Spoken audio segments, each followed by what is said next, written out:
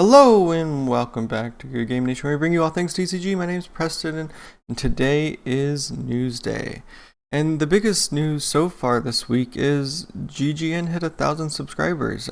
So thank you all for tuning in every week and watching our reels and all that stuff. And big shout out to you guys. Thank you so much. It's a great honor to have your attention every week.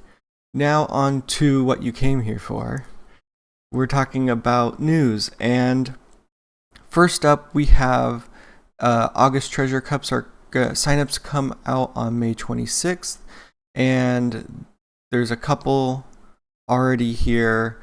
We're waiting on a couple more. I'm assuming there's going to be more as we get closer to the date, but signups start on May 26th. And the reason why I bring this up, because last Treasure Cup was really bad with participation. If you participated in any of the previous Treasure Cups this year, let me know in the comments what you got as your participation prize, because on the website it just says you get a Dawn Hollow, and that's a terrible participation prize for $30. But now we have a 6-pack incentive, which is what I believe the regionals are also boasting, is at least 6 packs. If you're in an online regional and you're not getting 6-pack, also let me know. I'm really curious. I've been too slow on the click, so I haven't hit up any big tournaments lately. But they're onto this Hollow Dawn. I wish they would have kept the Gear 5 Dawn a little bit longer, at least in every format, so people could get as many as they want. But I believe we've seen everything else here. We might not have seen the buggy sleeves. I'm not sure if we've seen all of these promos, but we've seen them when they came out in Japan, so not super big on reviewing everything here, because I believe it's all the same. Uncut sheet still for Treasure Cup, which is a really cool prize. The other thing that the website has posted is pre-release OP07. Giving you a shout out, letting you know that you have OP07 in June 21st to 27th, and you should be getting an extra pre-release pack if you pre-order your box. For the sealed tournament, you're going to get a participation card of this promo Eustace that does a similar thing as the set 1 Eustace, but a little bit weaker with a little bit of less things going on. And then they're going back to pre-release packs. And I believe this is what they're talking about earlier when they say you get an extra one of these if you pre-order a box, which is kind of like, in most cases, the highest rarity for some of the cards that come out of here, because they don't usually have all arts. Image says 500 years in the future. That's right, correct? Anyways, winner's card is Eustace as well. And ask your local tournament if they're hosting, so that you can get in to these tournaments and get your pre-orders in and everything like that. But with that being said, we have a ton of cards that got released. I think there was a YouTube video where some of these came out, and the rest came from the official Twitter account. We will start with this first one here. Dalton, red character, 5 cost, 6k power, Drunk Kingdom, 1k counter. On play, give up to one of your opponent's characters, minus 1000 power for the turn. Dawn ×1, activate main once per turn. You may take the top card of your life and add it to your hand. This character gains rush for the turn. It has an interesting on-play effect. We saw that with one of the Revolutionary Army guys that people were playing.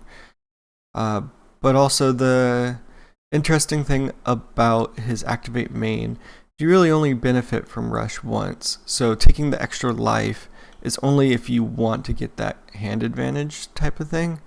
Because you can always take life and gain rush, but if you don't need rush, it's kind of interesting. But gaining life to your hand is beneficial. So it's kind of a weird back and forth in my head that I'm not quite sure if I like it. Next up, we have Shocky, blue character, 5 cost, 6k power, Amazon Zelly, 1k counter. During your turn, once per turn, when a character leaves play from one of your effects, if your opponent has 5 or more cards in hand, they place 1 card from their hand on the bottom of their deck, then rest this character. That's pretty cool.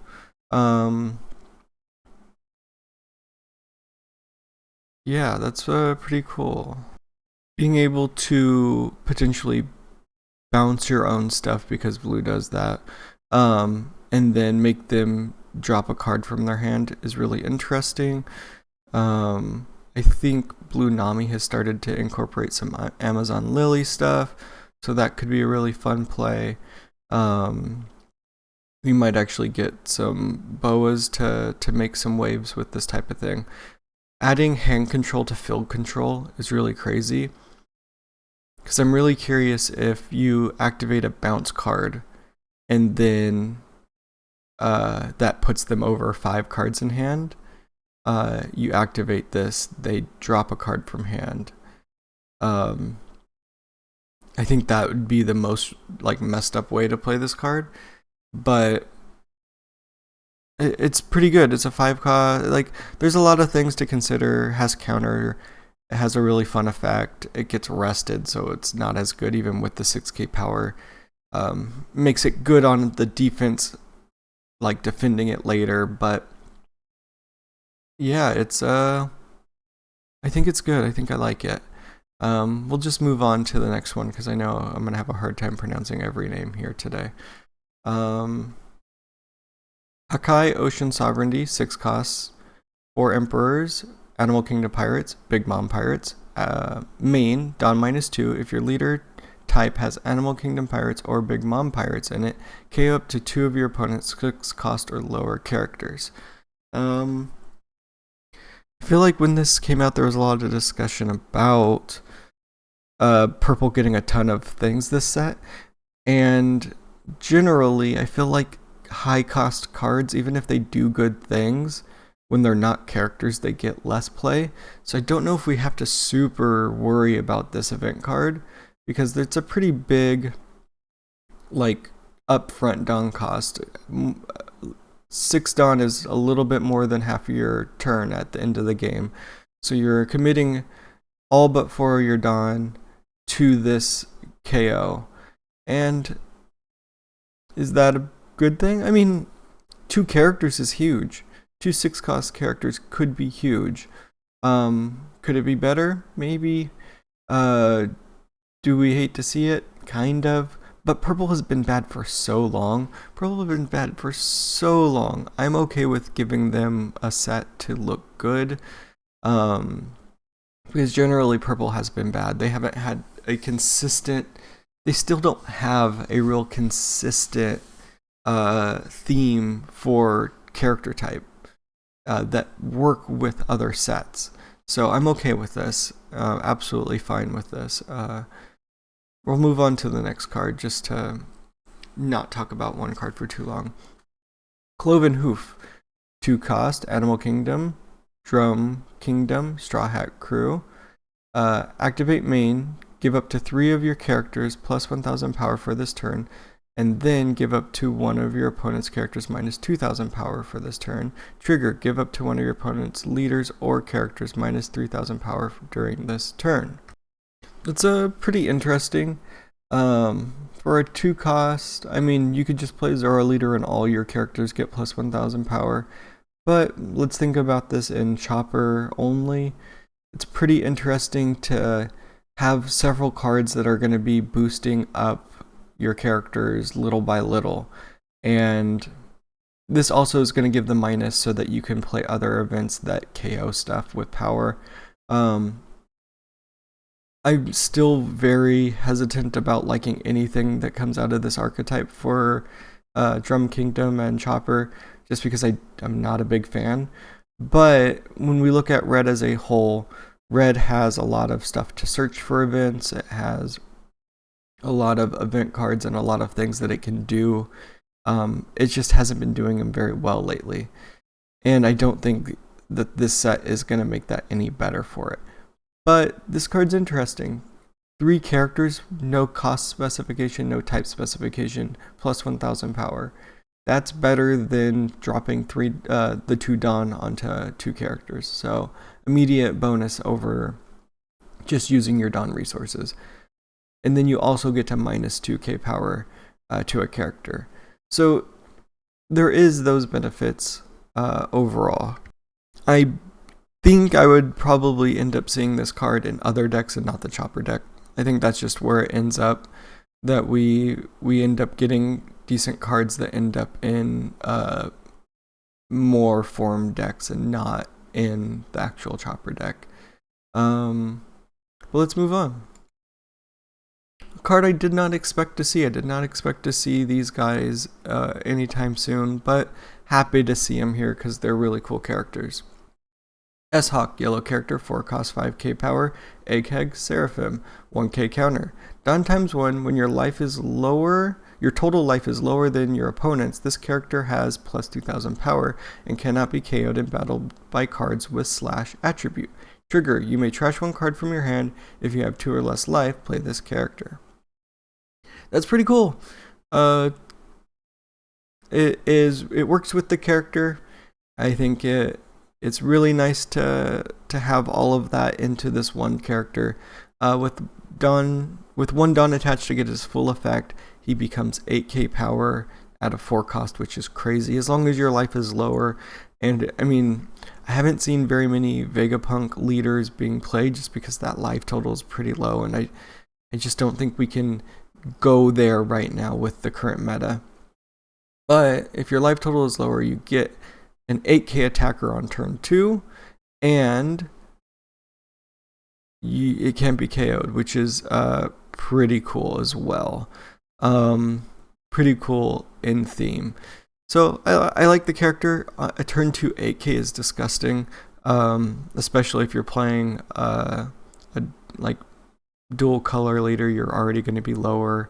If you're playing these yellow leaders that start with a very low life, you're already going to be lower. So that's pretty cool.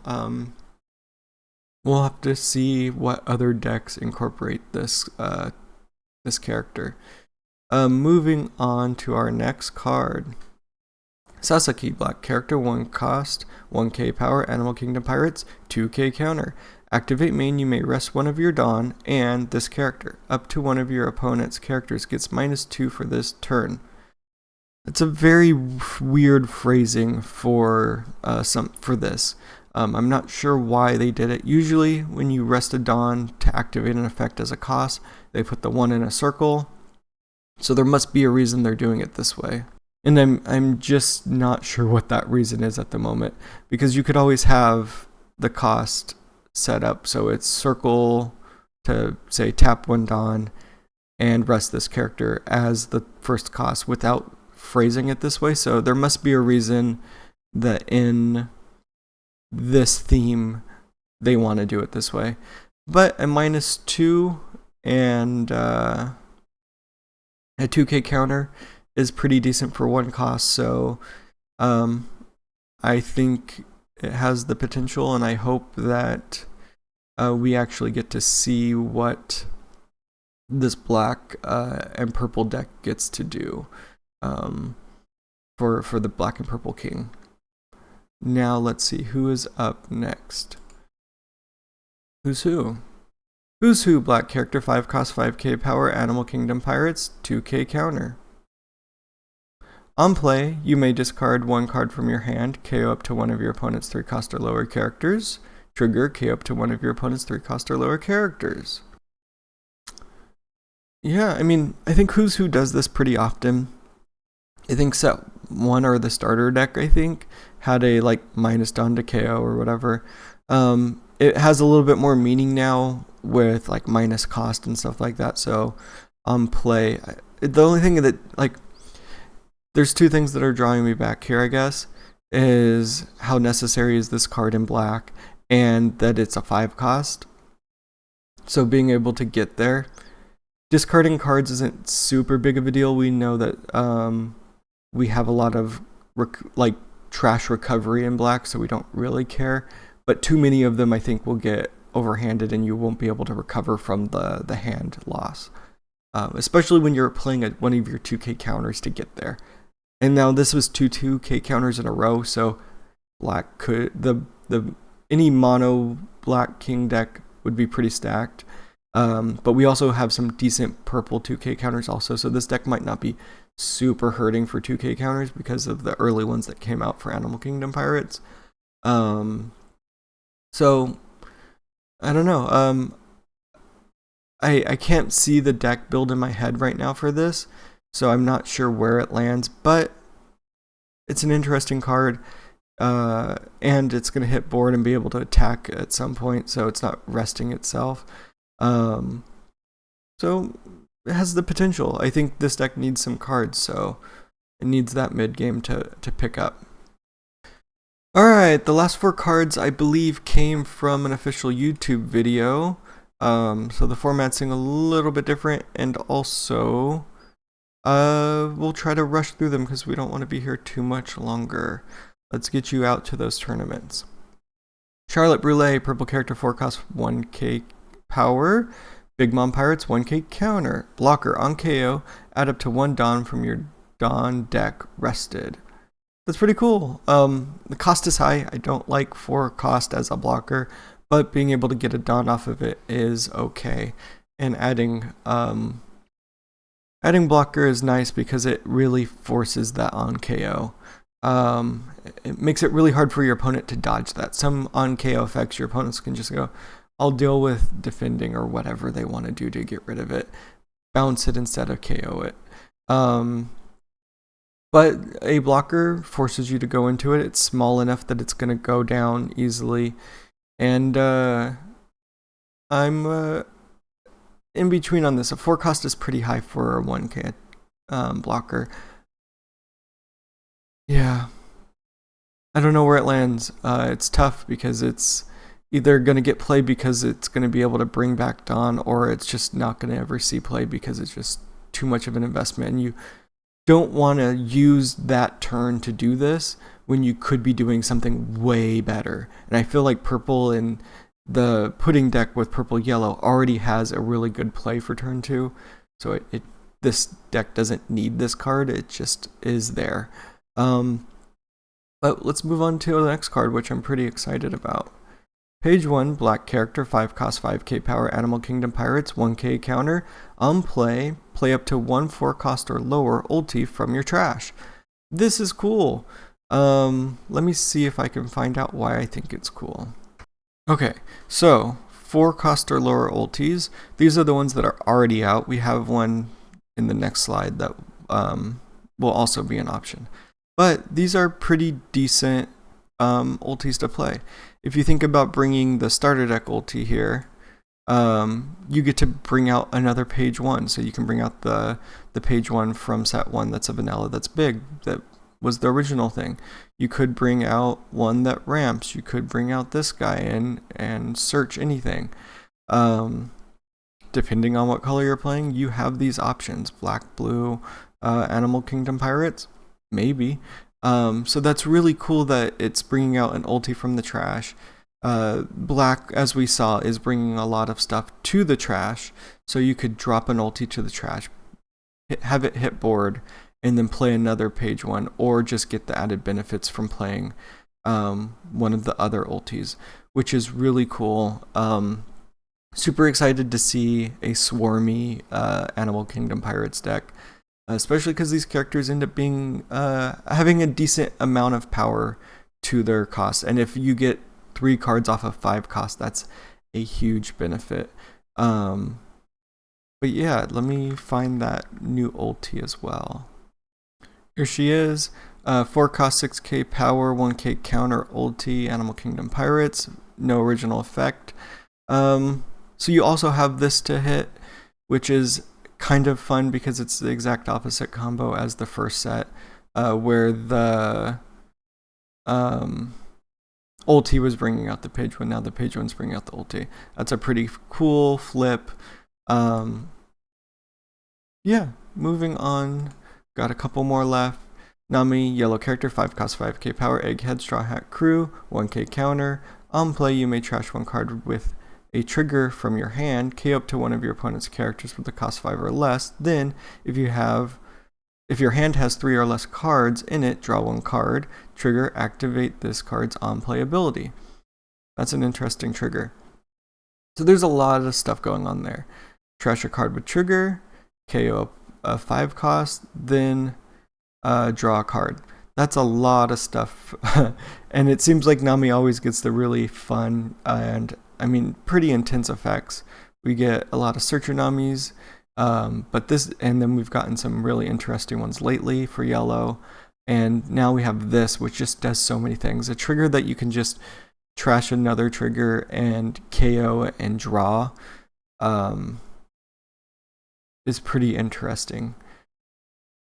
Yeah, I think I like it. I think there's a lot of things that it's doing, and we just need to find a way to find her and use her more often. Yeah, I like this card. Moving on. Alright, you can't take our king this early on. 3 cost event. Whitebeard Pirates, counter, give your leader or up to one of your characters plus 3,000 power for this battle. Then reveal the top card of your deck and play up to 1 3 cost or less character with Whitebeard Pirates included in its type. Place the remaining card on the top or bottom of your deck. So reveal 1 if it's Whitebeard, 3 cost, play it. If it's not, choose to keep it at the top or put it to the bottom of your deck if you don't want to see that card. Plus counter. Potentially a really useful card in this deck that's already doing a lot of this. Like, there's a real high potential in this deck that you know that there's a 3 cost when you play this counter and that you're bringing out something. It'd be really fun to see you drop a blocker off of this just to piss your opponent off. I like it. It's a counter at 3 cost, so it's in a hard place Dawn-wise. So we'll have to see how that fits into how this deck is played. Yeah, it's weird. I really like it. I don't know how the cost to benefit is working, because usually I don't think I would keep 3 Dawn up. But maybe I play differently because I can play this card and get a free card. I'm getting 3k counter plus another card on board, so it's really has its benefits because you're basically either getting a counter free or getting a character for free.